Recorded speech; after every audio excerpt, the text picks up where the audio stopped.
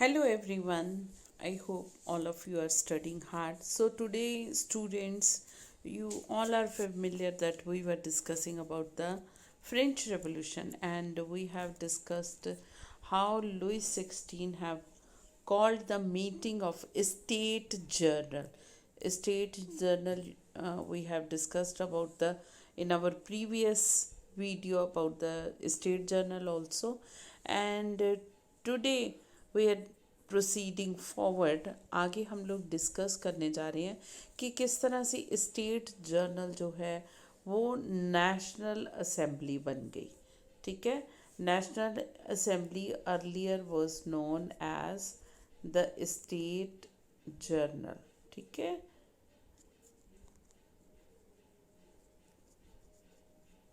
Okay, state journal इसको कहते थे, नेशनल असेंबली को। और रिप्रेजेंटेटिव्स जो थे, third state viewed themself as the spokesman for the entire French nation. Third state जो कॉमनर थे, कॉमन पीपल थे, ठीक है, वो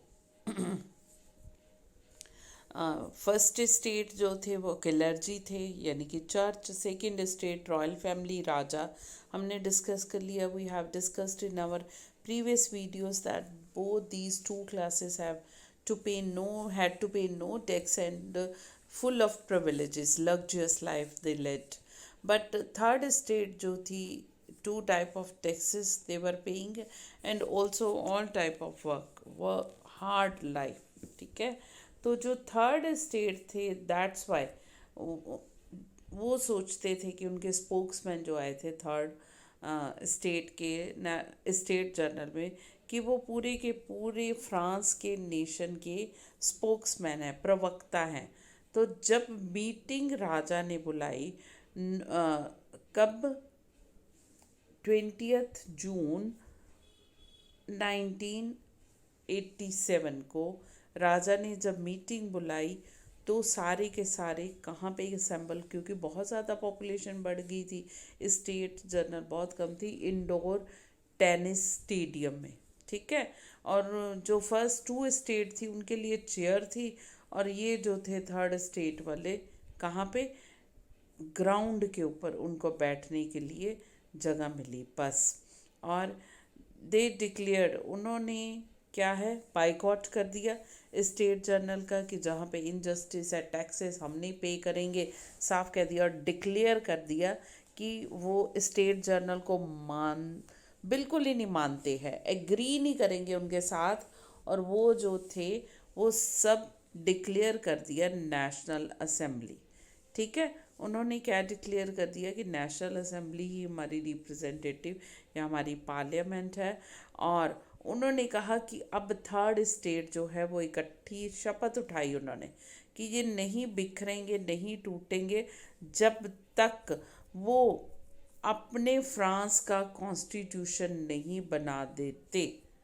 पहले क्या था, किंग लुइस 16 जो उसने कह दिया वही कॉन्स्टिट्यूशन था, कोई कॉन्स्टिट्यूशन नहीं था। ओके, तो अब क्या कह रही है थर्ड स्टेट, एक तो स्टेट जर्नल ख़त्म कर दी, नेशनल असेंबली को डिक्लेयर कर दिया, और ये शपथ उठाई कि डिस्पर्स, बिखरेंगे नहीं जब तक क्या नहीं कर देंगे, फ्रांस का एक बढ़िया नया कॉन्स्टिट्यूशन नहीं बना देंगे। और कॉन्स्टिट्यूशन किसके बारे में होगा, सबसे पहले तो कॉन्स्टिट्यूशन में लिमिटेड पावर्स ऑफ मोनार्क, राजा की पावर को लिमिट करना, कि एब्सोल्यूट पावर नहीं वो एंजॉय करेगा, लिमिटेड पावर। ठीक है, national assembly was lead by Mirabeau and एबेसिये।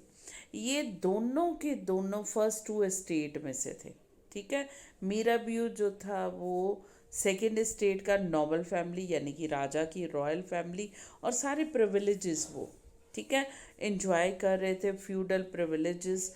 और बट ये जो थे, इन्होंने महसूस किया थर्ड स्टेट का दर्द, कि किस तरह से वो सारे काम कर रहे हैं, और फिर भी उनको टैक्सेस और इनजस्टिस। उन्होंने पावरफुल जर्नल और स्पीचेस डिलीवर की हैं और क्राउड को, और असेंबल्स एट वर्सेल्स में। और एबे से ओरिजिनली ये जो था किलर्जी की फैमिली के था, प्रीस्ट। और इसने भी इन्फ्लुएंशियल, बहुत प्रभावकारी पैम्फलेट्स जैसे इश्तेहार होते पेपर, वो लिखे बांटे। और इन्होंने क्वेश्चन पुट किया, व्हाट इज़ थर्ड स्टेट। ठीक है, थर्ड स्टेट है क्या, इसके बारे में क्या समझते हैं, और पूरा डिटेल में। ठीक है, ये इन्होंने बताया है।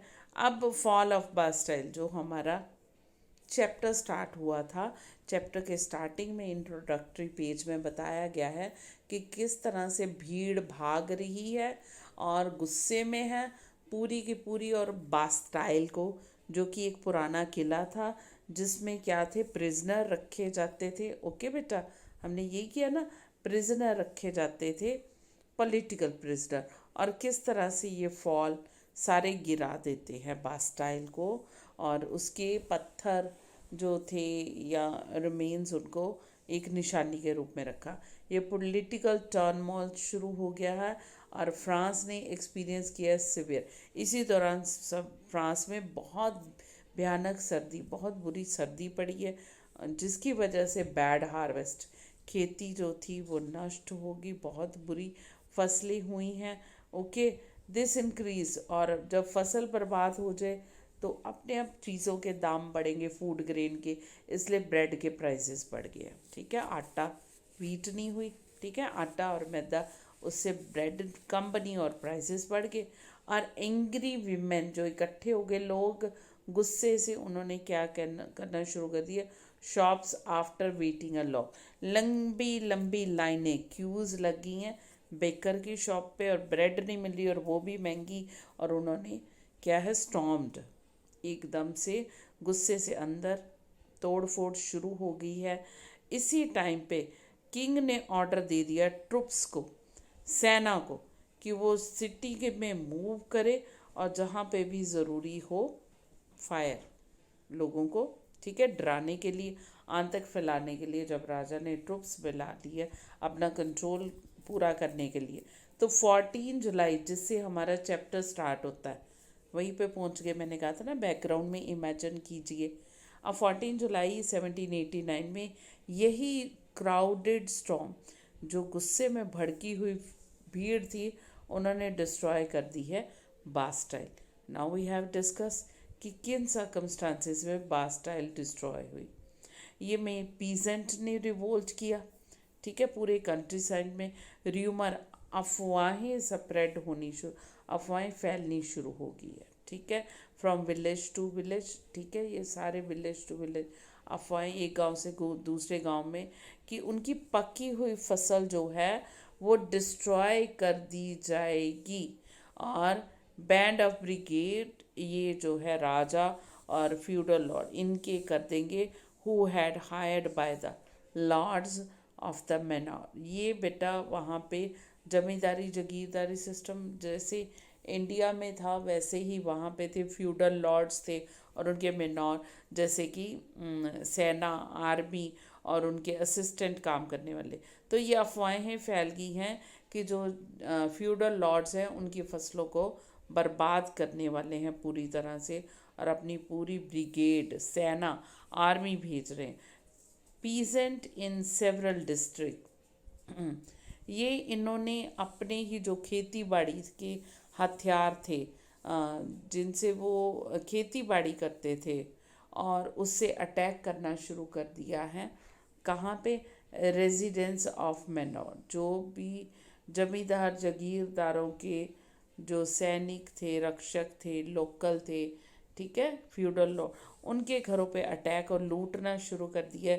Green and burn down document, और जो कागजात थे जिन्होंने डिक्लेयर किया हुआ था कि ये ज़मीन पीजेंट की नहीं, फ्यूडल लॉर्ड की, उन सबको जला दिया गया है, लूट लिया गया है।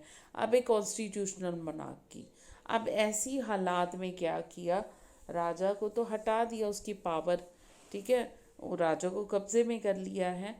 तो कॉन्स्टिट्यूशनल मोनार्की, यानी कि कॉन्स्टिट्यूशन के अंडर है, कि एक लॉ के अंडर है कि राजा, राजा को बोला गया ना कि आप एक लॉ के अंडर है कि अपनी मोनार्की राजा का शासन चलाओगे। 1791 में ये कॉन्स्टिट्यूशनल मोनार्की जो है डिक्लेयर कर दी गई कि मोनार्की जो है, राजा की फैमिली जो है एक कॉन्स्टिट्यूशन के अंडर रह के काम करेगी। कॉन्स्टिट्यूशनल मोनार्की इसी को कहते हैं, लॉ के। नेशनल असेंबली ने अपना कॉन्स्टिट्यूशन ड्राफ्टिंग कंप्लीट कर लिया है 1791 में। ओके। और फिर जो है मेन ऑब्जेक्टिव इसका क्या था, पहले भी हमने डिस्कस किया कि राजा की पावर को लिमिट करना, राजा भी एक पावर के अंदर रह के काम करे, यानी कि कॉन्स्टिट्यूशन के अंडर रह के एक पावर बस यूज़ करे, अनलिमिटेड पावर्स ना हो। ये पावर जो थी, these power instead of being concentrated, ये पावर जो है एक हाथ में ना रहे, जैसे पहले राजा के हाथों में थी सारी की सारी पावर, जो मर्जी जैसे मर्जी। अब ये पावर डिस्ट्रीब्यूट हो गई है, सेपरेट हो गई है, डिफरेंट डिफरेंट इंस्टीट्यूशन जैसे आजकल मॉडर्न डेमोक्रेसीज में है वैसे ही कर दी गई पावर। क्या मॉडर्न डेमोक्रेसीज में 3 ऑर्गन्स ऑफ द गवर्नमेंट है। हर डेमोक्रेसी में 3 ऑर्गन्स होते हैं बेटा, आप लोगों को भी पता है। और ये ऑर्गन्स है एग्जीक्यूटिव, लेजिस्लेचर एंड जुडिशरी। ठीक है। एक लेजिस्लेचर जैसे कि हमारे इंडिया की पार्लियामेंट, लोकसभा, राज्यसभा है, लॉ मेकिंग बॉडी। एग्जीक्यूटिव जैसे prime minister, president, prime minister and council of minister है, इम्प्लीमेंट करती है law and order, foreign policy frame करना। और जुडिशरी आपको पता है courts, supreme court, high court, different court, ये जो है तीनों में। ठीक है। लॉ मेकिंग बॉडी होगी, एग्जीक्यूट करने वाली, और क्या है, जस्टिस देने वाली। ये तीनों पावर सेपरेट अब कर दी गई हैं न्यू कॉन्स्टिट्यूशन के अकॉर्डिंगली, और किंग की पावर को लिमिटेड कर दिया गया है। कॉन्स्टिट्यूशन जो है 1791 में the power to make law, national assembly को पावर दे दी गई है लॉ बनाने की। और कॉन्स्टिट्यूशन ने क्या कर दिया है, declaration of right of man and citizen. ये फ्रेंच रेवोल्यूशन ही है जिसने पहली बार स्लोगन लगाया था किसका, liberty, equality, everybody is free. Equality, equal है हर कोई, ये नहीं है ये राजा का भेज रहा है तो राज करेगा जो मर्जी। एंड फ्रेटर्निटी, सब में भाईचारा है, कोई छोटा नहीं कोई बड़ा नहीं। ठीक है बेटा जी। तो ये जो थे स्टार्ट कहाँ से हुई, तीनों के तीनों फ्रेंच रेवोल्यूशन से, लिबर्टी, इक्वालिटी, फ्रेटर्निटी, यही 3 स्लोगन्स फ्रेंच रेवोल्यूशन से स्टार्ट हुए। और फिर जब कॉन्स्टिट्यूशन बना तो declaration of right of man and citizen declare किया गया। राइट्स सच एज, सबके लिए राइट था, राइट ऑफ लाइफ, जिंदा रहने, कोई किसी को नहीं मार सकता। ठीक है, चाहे राजा है चाहे चर्च। फ्रीडम ऑफ स्पीच, सबको बोलने का राइट है। फ्रीडम ऑफ ओपिनियन, सबको अपने विचार पेश करने का राइट है। एंड इक्वालिटी बिफोर लॉ, सब कानून के आगे एक हैं, किसी से भी कोई भी क्राइम हुआ है सबको सज़ा मिलेगी। पहले क्या था बेटा, फर्स्ट टू स्टेट, क्लर्जी और ये जो थे जितने भी गुनाह कर ले उनको सज़ा ही नहीं मिलती थी, जो मर्जी क्राइम करे। सबसे बुरी बात तो ये थी कि चर्च जो थी, लेटर ऑफ इंडल्जेंस, आपने मैंने नहीं बताया तो बता देती हूँ, लेटर ऑफ इंडल्जेंस इशू किया जाता था। ये जो थे सर्टिफिकेट था, ये चर्च इशू करता था लाख लाख रुपया दे के उस टाइम के इतनी, और इसको डिक्लेयर कर दिया जाता था कि इसने कोई क्राइम नहीं किया, कर भी ले तो उसको माफ़ी है, गॉड ने दी है। ये हाल था। अब इक्वालिटी आ गई है जी, ऑल आर इक्वल, जिसने भी क्राइम किया, यानी कि फंडामेंटल राइट मिलने शुरू हो गए हैं। तो अब राजा हो या चर्च हो, everybody will work under the constitution और लॉ। इसके अलावा जो है नेचुरल राइट सबको मिल गए हैं, इनएलिएबल, यानी कि नेचुरल राइट क्या है, जिंदा रहने का राइट, बोलने का, जो बर्थ से मतलब गॉड ने दे दिए जिसको राइट। ठीक है, बोलने का, मूव करने का, और ओपिनियन एक्सप्रेस करने का जिसके पास ब्रेन है, तो वो कोई भी नहीं उनसे छीन सकता। ज़िंदगी का राइट, लाइफ, ज़िंदगी ऊपर वाले ने दी है, लाइफ दी है, तो कोई नहीं मार सकता। It was the duty of the state to protect these citizens right. और ये स्टेट की, कंट्री की ड्यूटी है, जो भी गवर्नमेंट है, कि ये लोगों के नेचुरल राइट्स को प्रोटेक्ट करे, उनकी लाइफ को। अब वोटिंग का राइट देखिए जी, शुरू शुरू में तो वोटिंग का राइट बड़ा, हाँ जी बेटा जी, वी वर डिस्कसिंग कि वोटिंग का राइट जो है बेटा, वोटिंग राइट, ठीक है, ये voting right was not given to everyone. Right to vote तो दिया गया, बट नॉट टू एवरीवन। अब प्रेजेंट टाइम पे क्या है, right to vote is given to the every citizen who are above the age of 18 without any discrimination. हमारे India में यही है, और डेमोक्रेटिक कंट्री में भी ऐसे ही है। कहीं पे 21 एज है, तो कहीं पे 25 है, बट सब।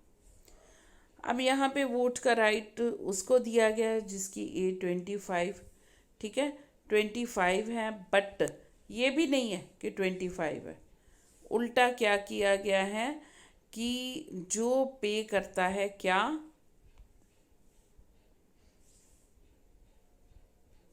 हाँ जी, वोटिंग का राइट दिया गया है 25 की एज पे, और उन्हीं को दिया गया है जो टैक्स पे कर रहे हैं equal to at least 3 days of a labour wages.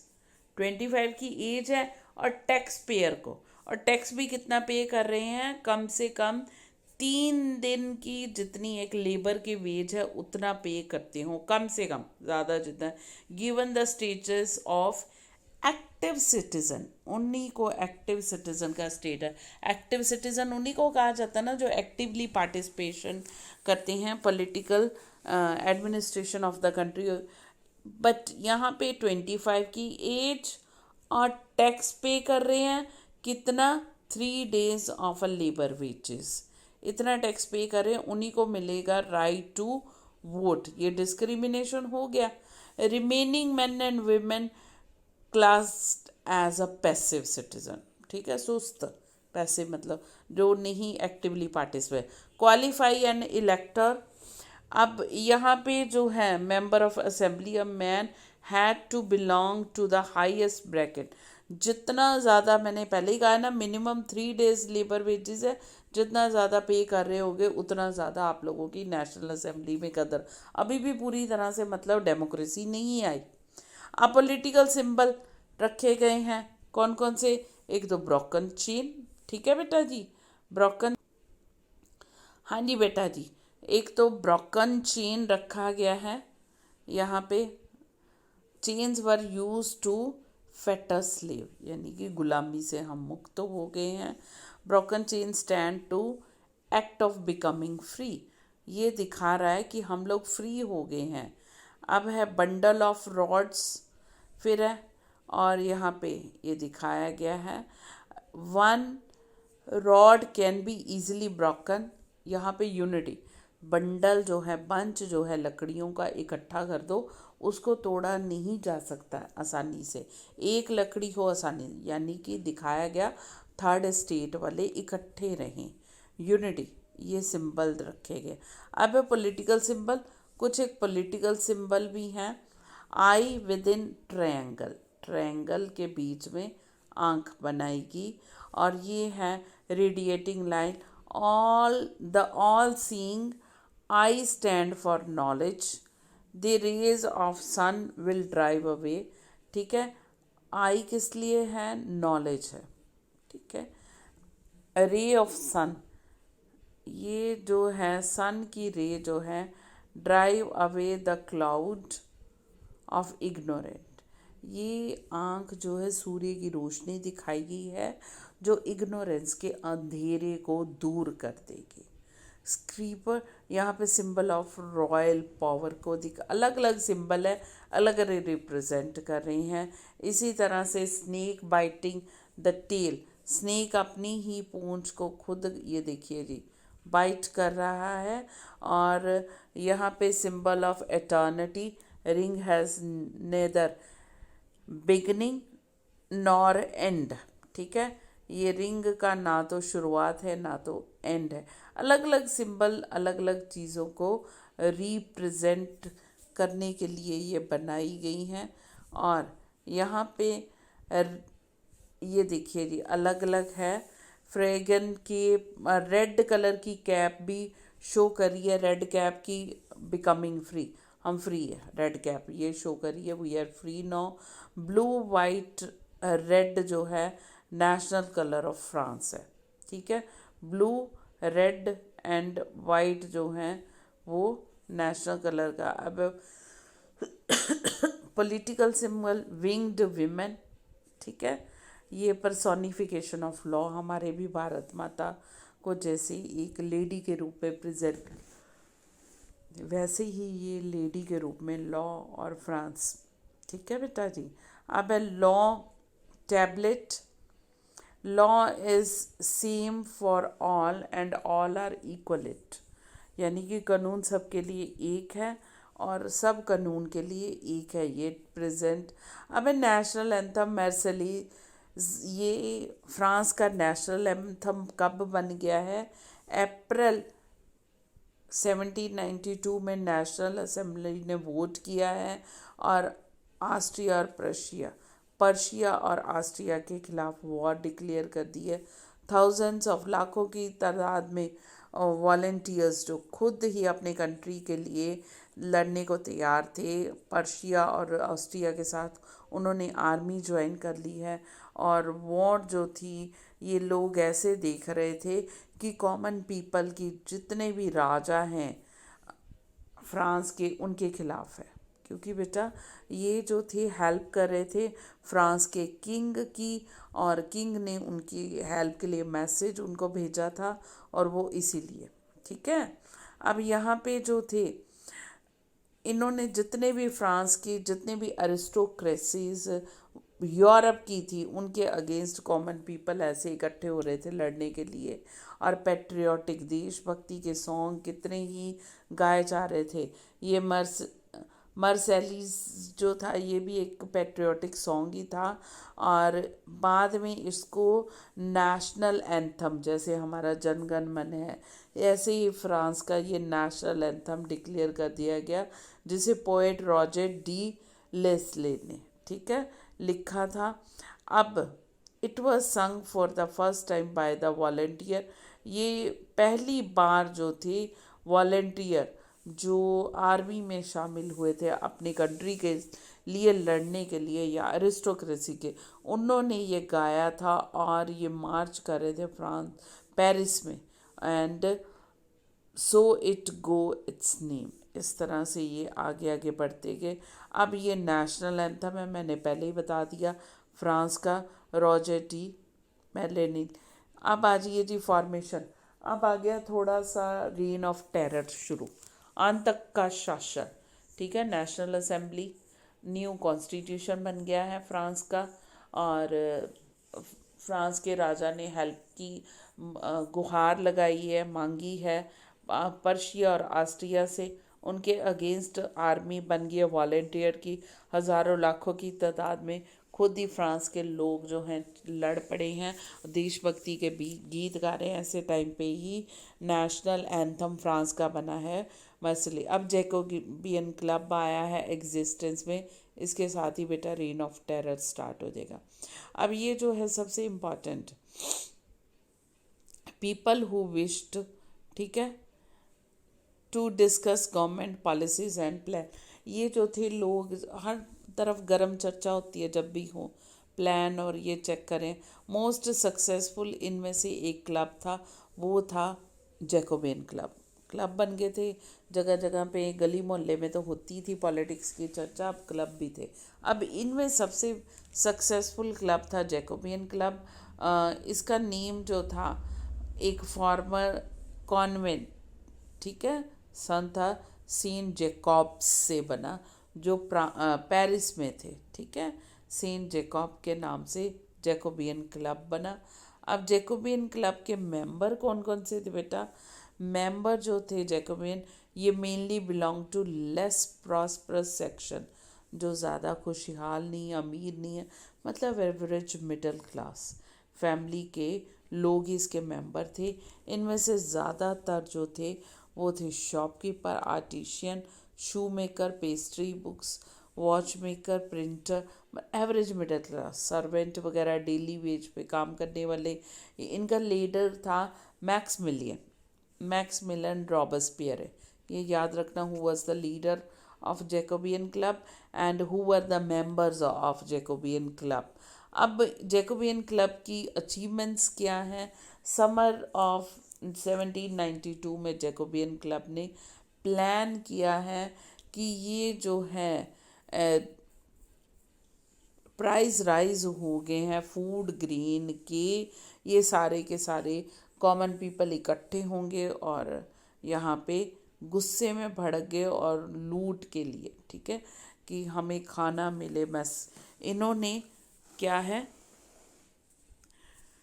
न्याय की गुहार या शॉर्ट सप्लाई को रोकने के लिए कब्जा करना शुरू किया है जमींदारों जगह। और ऐसे ही टाइम पे ये गुस्से में एक मॉर्निंग ऑफ 10 अगस्त को इन्होंने राजा के पैलेस पर अटैक किया है, पैलेस ऑफ ट्यूलरीज, और मैसेकर कर दिया, तो कत्ल कर दिया है किंग के गार्ड्स का, एंड किंग को कैदी बना लिया, हॉस्टेज, सेवरल आर, काफ़ी घंटों तक।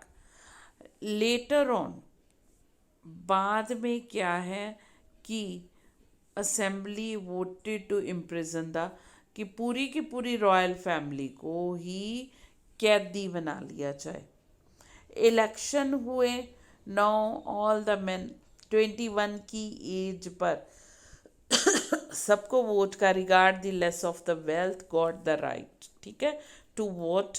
अब न्यूली इलेक्टेड असेंबली जो थी उसने कन्वेंशन बुलाई है और 21 सितंबर 1992 को अबॉलिश कर दिया।